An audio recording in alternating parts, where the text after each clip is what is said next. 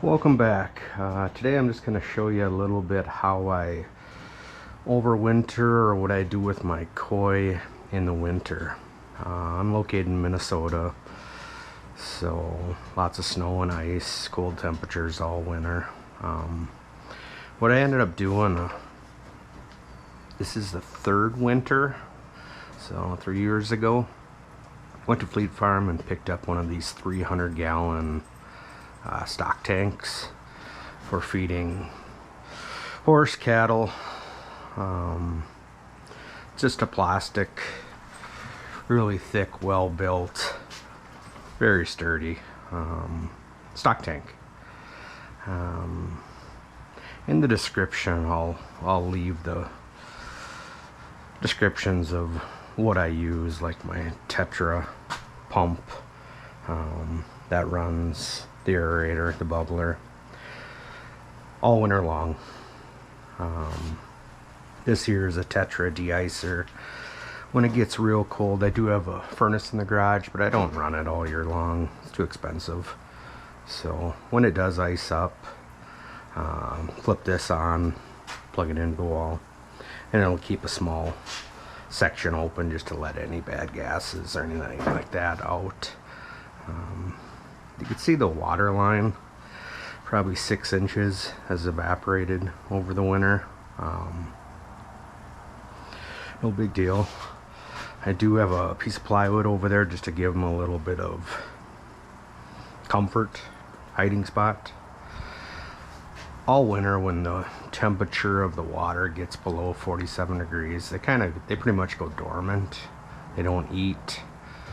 The water stays crystal clear all winter long. Reason why it does not look crystal clear right now was a few weeks back it did jump to 80 for 3 or 4 days here in Minnesota. So the water in there jumped up to 57, 58 degrees, and the koi became very active. Actually even fed them for a while. I'll try it in a little bit to see if they're still feeding, but I did check this morning and it's 43.8.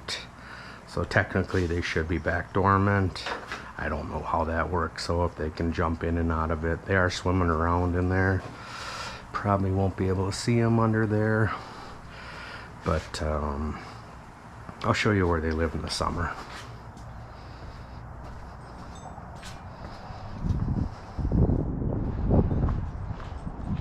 Hey buddy, that's the dog koi. This is their pond for the summertime. Very dirty. Ice just came off last week. Lots of leaves and plants to cut back. I'll do a separate video on that in a couple weeks when I get the well going. It's 4 feet deep in the deep end, about 3 feet on the shallow end. Plenty big for them. Based on rough calculations, it's 1,500 to 2,000 gallons.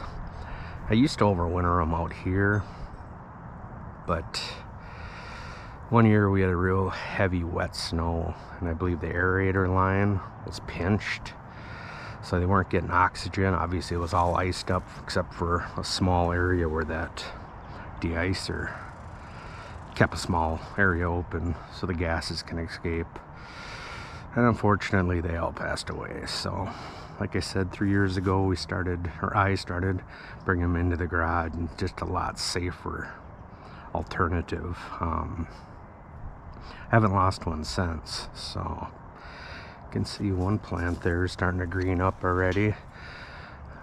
Yeah, very dirty, lots of leaves, lots of stuff to clean up, get the pumps and the filters running, get everything cut back.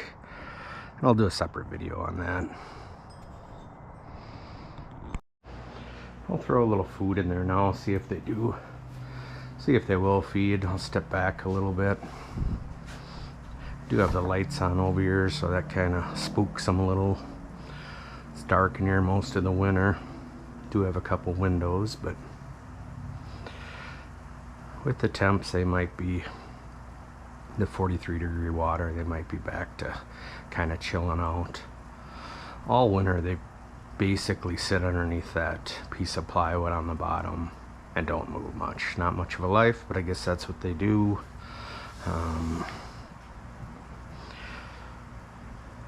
And sizes of them, I have one that just doesn't seem to grow. It's probably 4 or 5 inches.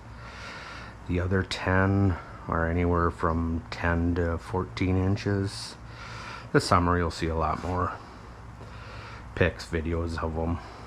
Very active in the summer, coming up to feed. Walk up to the pond and they come right up to you. So dog pretty much leaves them alone. One other thing I did forget to mention is this net. Just a cheap net for keeping birds out of your fruit or your fruit trees or strawberries. Clamp that up all the way around, because they do get kind of startled sometimes, whether you flip the lights on, especially beginning of the year and end of the year when they come out of that dormancy. Don't want them jumping out, so that's why that's on there. And again, the stock tank, I'll leave a link or a price or what exactly this is in the description, along with the aerator down on the floor and the deicer with costs of what they go for now. That's about it.